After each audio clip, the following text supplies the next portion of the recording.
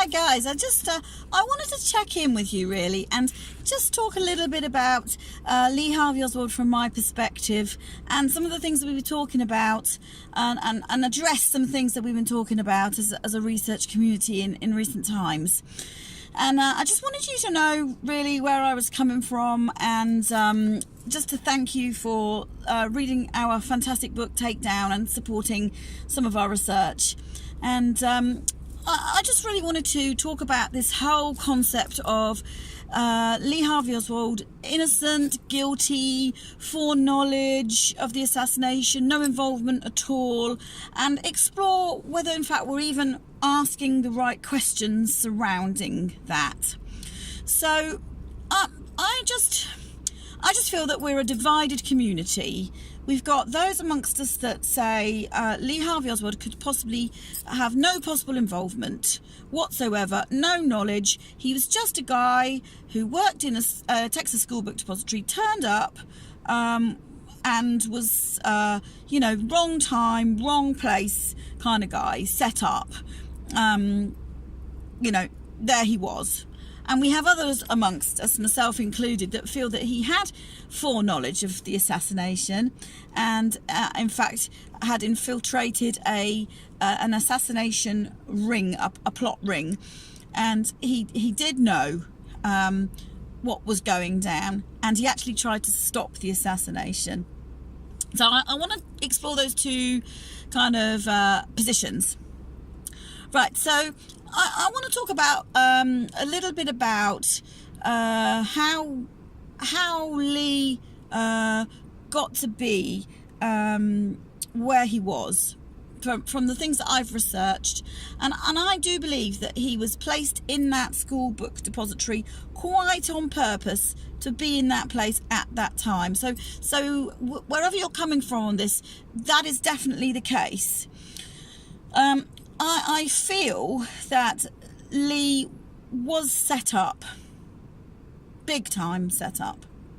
And I think that we can all agree now that Lee was not guilty in sense that he did not fire any shots on that day from the 6th floor at the president. In fact, we know now that he had there was a photograph of him in the doorway as the motorcade is passing by. There he is, clearly not on the 6th floor, clearly not shooting the president, in full view of the world, being photographed.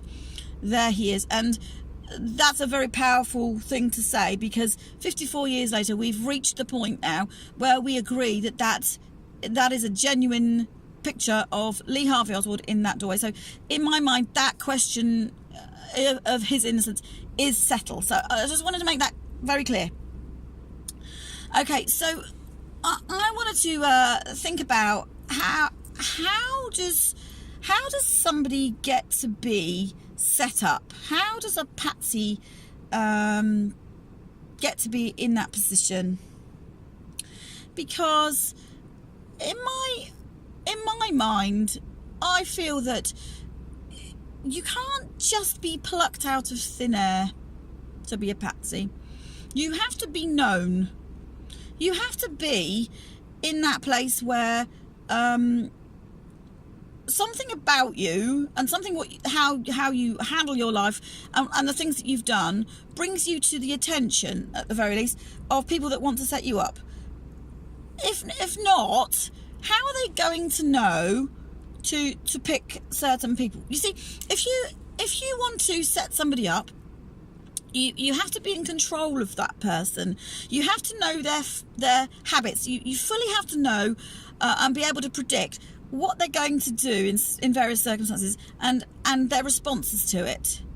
So here we are in this situation, and some people feel that Lee Harvey Oswald had no idea that the assassination was going down, was just kind of picked out of thin air. And I just want to say to you, well, how does that happen then? Because if you are setting somebody up, you want to be very, very sure that you've got that person completely channeled and funneled to be in the right place, the right time, doing the things that you want them to do in order to be able to pin the blame on them. It stands to reason that that's what you would do. So you need to be in a place where you can coerce or trick or mind control that person into position. Okay? If the person's not known to you, you take a huge risk. What if they had decided not to turn up to work that day, or to oversleep, or to go out drinking the night before and be totally drunk, turn up drunk? What if they missed the bus? What if they decided to, be in the toilet for half an hour? Can you see? It's just, you have to be in control, and to suggest that somebody's just picked out from a lineup of guys and say, right, well, we'll have him as the patsy today, it's just ridiculous. It's just ridiculous. You have to be in control of the person you're setting up. Otherwise, you've lost the deal as a conspirator, as a plotter. Okay, now we know full well that Lee Harvey Oswald was set up, and we know for the following reasons, and I'm going to share with you a little bit about how we can prove that he was set up. And the first thing is the fact that he actually went to the Texas Theatre, and as you know, he was arrested in the theatre.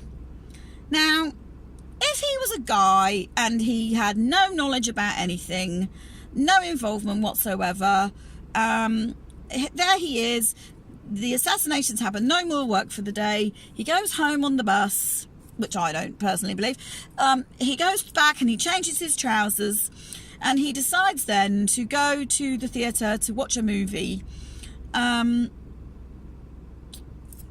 Perfectly reasonable thing to do, perfectly.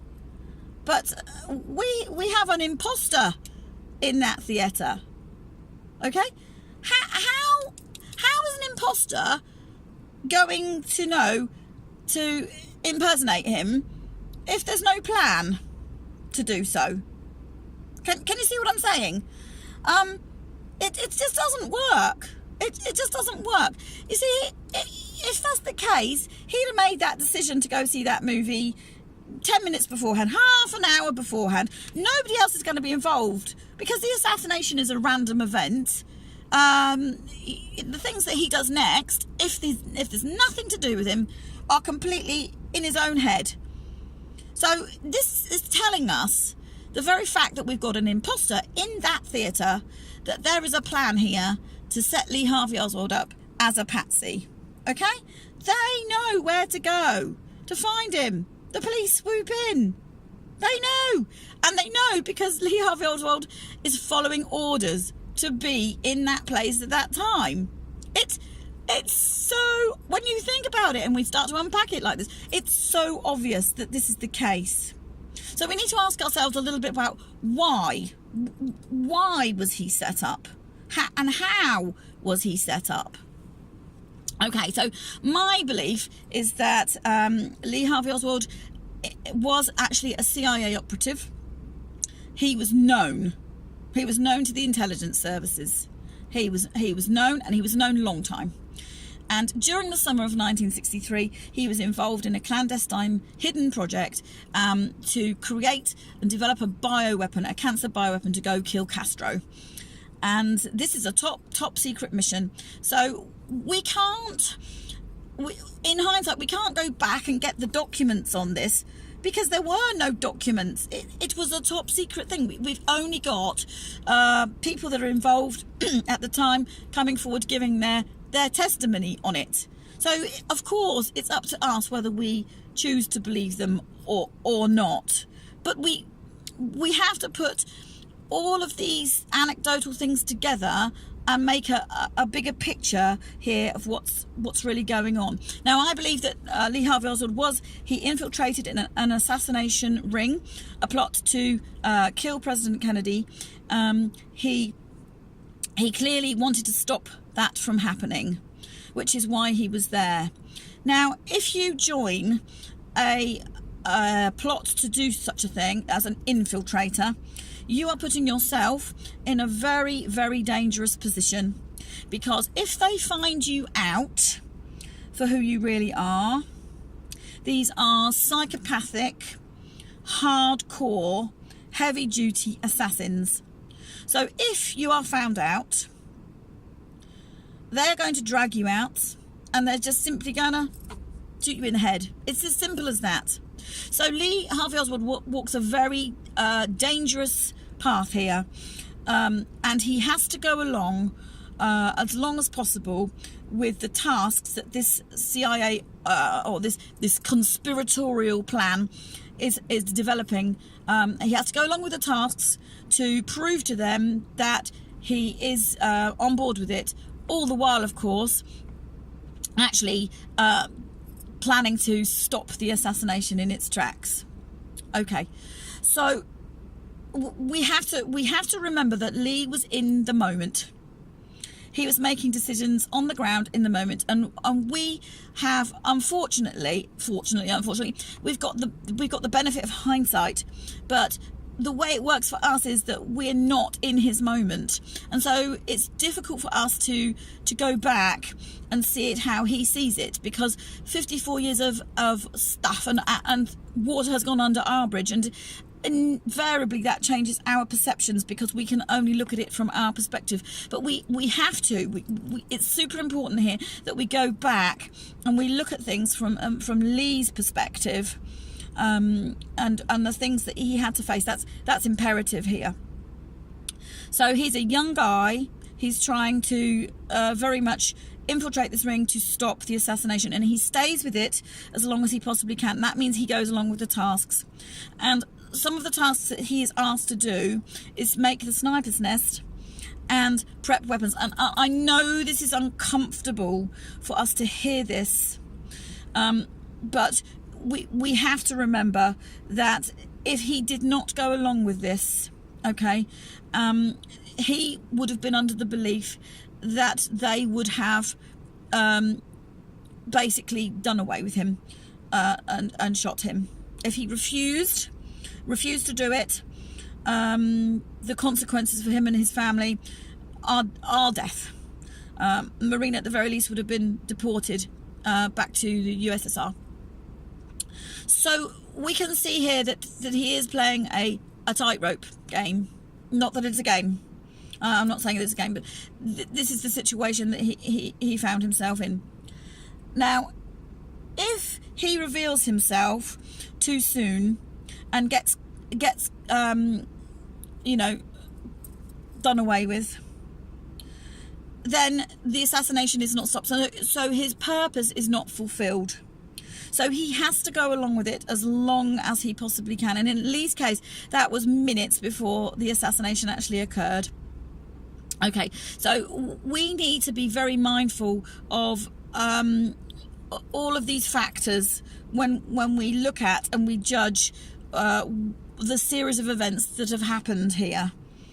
Okay, now some people have said, well, what if he wanted to stop the assassination, why did he not go outside and form a human chain and get people to join arms across the plaza and not even allow the motorcade to come in? He could have done that. Well, yeah, yes, he could have done that if people would have believed him, or he could have fired a few warning shots, or he could have shouted, or he could have done all kinds of things. Maybe. Would he have got the assassination stopped? Very possibly. Very possibly. But what happens in that scenario is that he takes himself out. Okay? He is then out of the loop because they would have swooped in on him and they would have got him pegged down as a crazy. And he would have been carted off to the funny farm as a mental illness case. And there he would have stayed for the rest of his days. And the problem with that scenario, unfortunately, as Lee would have seen it, is that once you have developed or been involved in a project to develop a cancer bioweapon, and you know that it's potent and it's not been used for the purpose they've been telling you, then the likelihood of that being used again is very, very, very, very strong. So his fear in that moment would be, yes, I might stop the assassination on this day, but they are going to go again for Kennedy. And they may use this bioweapon against Kennedy. They may use this bioweapon against myself or my family. This is the thoughts he would have gone through. And so what purpose does that serve?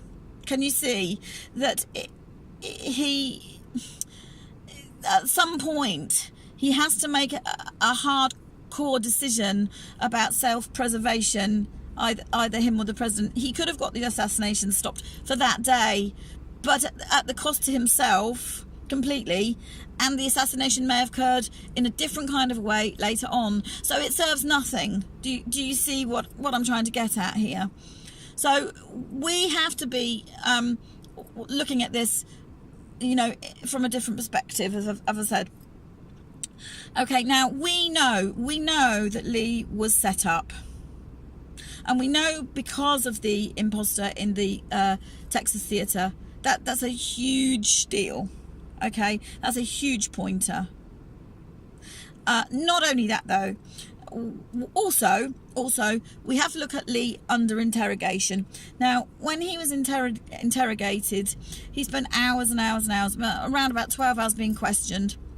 And in all of that time, he was denied legal representation.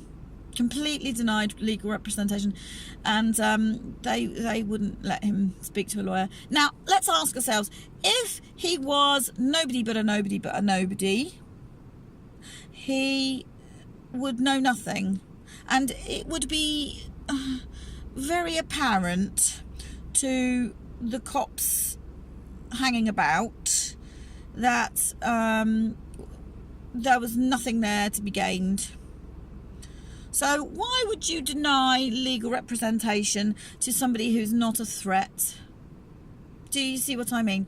So because he's been set up, they can't allow him to have legal representation, because there's no case against him, is there? So what we find is that if you don't ask the questions, if one of those cops had some doubt, you don't ask the questions, you don't get to the answers. And it really is that simple.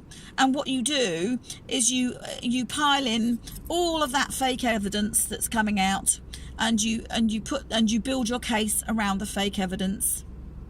So the setup moves from setting him up on the ground to now setting him up in a legal sense.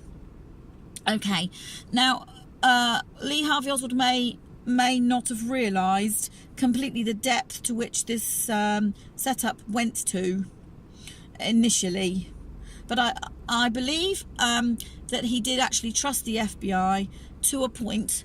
Even though he was cautious, I believe that he did trust the FBI to a point, until the point that he was shown the backyard photos in his interrogation. And at that point, I believed he felt, this is over, there's nowhere to turn. They had him cornered. And they had him cornered because he knew full well that he had not posed for those photos. Now, I know as a researcher that he had not posed for those photos, because I understand from my own research how those photos have come about. So imagine being presented those photos and being told to explain these photos, knowing full well that you haven't posed for them. You feel cornered, hook, line and sinker. And in fact, he did say that. He said, these photos are fake, and in time I'm going to prove that to you. So he knew full well, but he was in a tight spot here. And the reason that he was in a tight spot was because the man who he was FBI contact for, Warren DeBruis, he was spending time feeding back information to this guy as part of his FBI informant role. Warren DeBruis was also one of the chief investigating officers who managed the inventory of evidence that came out of Ruth Payne's garage, which of course included the backyard photos. So here we have this guy that he feels that he has previously been able to trust, now presenting evidence that's going to be used against him. Talk about a conflict of interest. Where do you go with that? Where do you go with that? You're denied legal representation. You cannot talk about your clandestine operations. because it puts at risk everybody involved, and you are compromising national security. You can't protest that you did it, because you clearly don't want to say anything about anything. You don't want to talk about your innocence either, because you don't want to trip over your words without a lawyer. So you can see he's got nowhere to go with this, because he's got nobody on his side giving him legal help here, legal assistance here. He's in a very, very difficult position, and he knew it. He knew it. And I want to say to you, how in the world can a guy that's just been unlucky enough to be in the wrong place at the wrong time, with no information of his own, just turn up for work, be set up to this level? It's ridiculous. It's ridiculous when you think about it. Within hours, they were receiving, Captain Fritz's office and Jesse Curry, Chief of Police, were receiving phone calls from J. Edgar Hoover in Washington to say, you have your man. Well, how? How does J. Edgar Hoover from Washington know that this is the man? How? The cops on the ground haven't done their investigation and got to the bottom of this yet. How does somebody in Washington know that? Can you see how deep the plot's gone here? So this phone call that Edgar Hoover is placing is basically telling them, he is your man, he is our chosen one.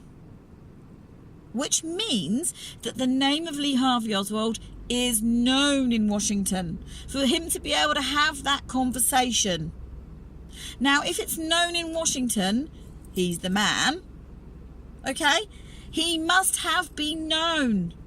And if he's known to the conspirators and the name's gone up the chain, okay, he has to be involved. Certainly in the fact that he's got knowledge. Can you see how this works now? Because this is the reality of what we're dealing with here. When we unpack it and when we think this through, it makes complete sense that you cannot just pluck a patsy out of nowhere. It doesn't work.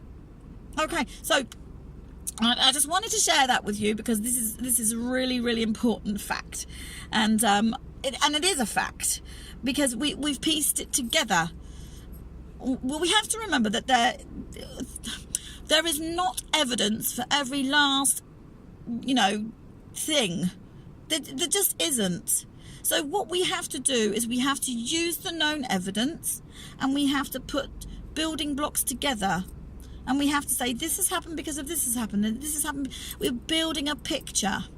Okay, so what I'm saying to you is it's absolutely, completely silly and completely ridiculous to suggest that somebody is set up without any involvement and not being known whatsoever. It does not work that way. The patsy has to be known. The patsy has to be chosen in order, as I said, to be in the right place at the right time. And it really is as simple as that. So when we're talking about Lee being innocent or guilty, or the level of which that occurs, that's actually really the wrong question. Okay, the question is the level and the depth to which he has been set up. Okay, so we have to remember that if the guy is prepping weapons and on the sixth floor preparing the sniper's nest, he is doing that under duress. Okay, now that is a legal standpoint position, because if he decides to not participate in that, or just say, I've had enough, I'm walking off the job, or anything like that, his belief is that these people are going to turn the gun on him. So that means he did all of the things he did on that sixth floor under duress. Can you imagine the pressure that this guy, 24 years old, was under here? It's a huge deal. So what we know is that he did prep the weapon, but he did not shoot it. He did not pull the trigger. So he is innocent of the killing of President Kennedy. And we know that he bailed out of the sniper's nest whilst the others up on that 6th floor were getting themselves into position, and he didn't know that. The 6th floor is huge in terms of its square footage. So they were at the other end, and he slipped out and went down the stairwell. And he then, at the last minute, you know, came down and got himself into the position in the doorway. He took a risk. He took a calculated risk, I believe, of getting himself in that doorway specifically to be photographed.